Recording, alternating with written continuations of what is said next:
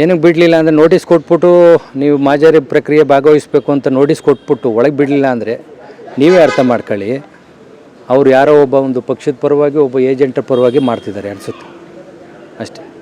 ಈ ಹಿಂದೆ ಕೂಡ ನೀವು ಹಾಸನಲ್ಲಿ ಕೂಡ ಅಲ್ಲಿ ಮಾಜರ್ ಪ್ರಕ್ರಿಯೆ ನಡಿಬೇಕಾದ್ರೆ ಹೋಗಿದ್ರಿ, ನೀವು ಆ ಸ್ಥಳದಲ್ಲಿ ಇದ್ರಿ. ಎಸ್, ಈ ಸ್ಥಳಕ್ಕೆ ಮಾತ್ರ ನಿಮಗೆ ಬಿಟ್ಟಿಲ್ಲ.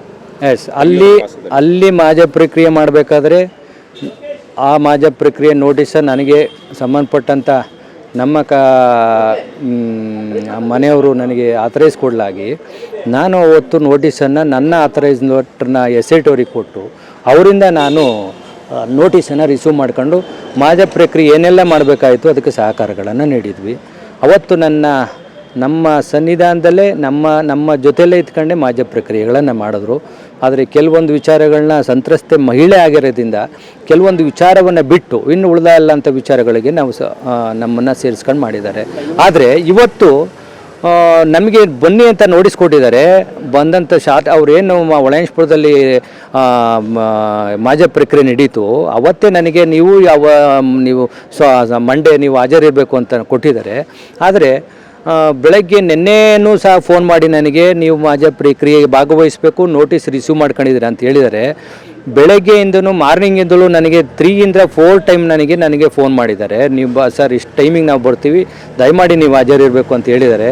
ಆದರೆ ಹಾಜರಿದ್ದ ಸಂದರ್ಭದಲ್ಲಿ ನನ್ನ ಹೊರಗಡೆ ಬಿಟ್ಟಿದ್ದಾರೆ, ಅವ್ರ ಒಳಗಡೆ ಅವ್ರಿಗೆ ಏನು ಅವಶ್ಯಕತೆ ಇದನ್ನು ಅದನ್ನು ಈಡೇರಿಸ್ಕೊಳ್ಳೋಕ್ಕೋಸ್ಕರ ಮಾಡ್ಕೊಳ್ತಾ ಇದ್ದಾರೆ. ಎಸ್, ನೋಡಿ, ನನಗೆ ಹೊಳೆನರಸೀಪುರದಲ್ಲಿ ಮಾಡಿದ್ದಂಥ ಮಾಜರ್ನ ನೋಟಿಸನ್ನು ನಾನೇ ರಿಸೀವ್ ಮಾಡ್ಕೊಳ್ಳೋದು ನನ್ನ ಹತ್ರ ಇರೋ ಅಂಥದ್ದು. ಇದು ಹೊಳೆನರಸೀಪುರದಲ್ಲಿ ಟೌನ್ ಕ್ರೈಮ್ ನಂಬರ್ 107/24 ಅವಶ್ಯಕತೆ. ಅವರು ನಿಮ್ಮ ಅವಶ್ಯಕತೆ ನಮಗಿಲ್ಲ ಅಂತ ಹೇಳಿದ್ದಾರೆ. ಅವರು ಅವಶ್ಯಕತೆ, ನಾನು ಅದನ್ನೇ ಪ್ರಶ್ನೆ ಮಾಡಿದ್ದೀನಿ. ಅವಶ್ಯಕತೆ ಇಲ್ಲ, ನನಗೆ ನಿಮಗೆ ನೋಟಿಸ್ನ ಕೊಡಬೇಕಾಯಿತು, ಕೇಳಿ ಕೊಟ್ಟಿದ್ದೀವಿ ಅಷ್ಟೇ, ನೀವು ಅವಶ್ಯಕತೆ ಇಲ್ಲ ಅಂತ ಹೇಳಿದ್ದಾರೆ. ನೋಟಿಸಲ್ಲಿ ನೋಡಿ, ಇಲ್ಲೇ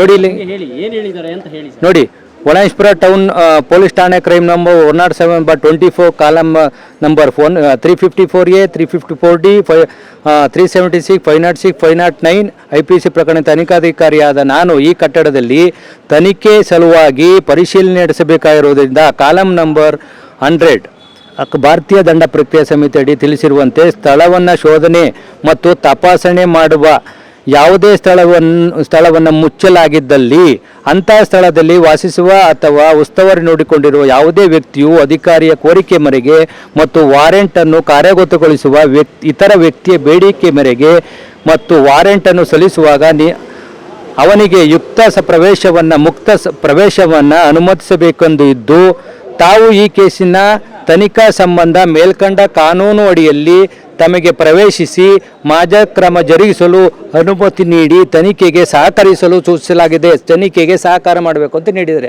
ಸಹಕಾರ ಮಾಡಬೇಕು ಅಂತ ನೀವು ನೋಟಿಸ್ ಕೊಟ್ಟು ನನ್ನ ಯಾಕೆ ನೀವು ಆಚೆ ಇಟ್ಟಿದ್ದೀರಿ? ಹಂಗಾದ್ಮೇಲೆ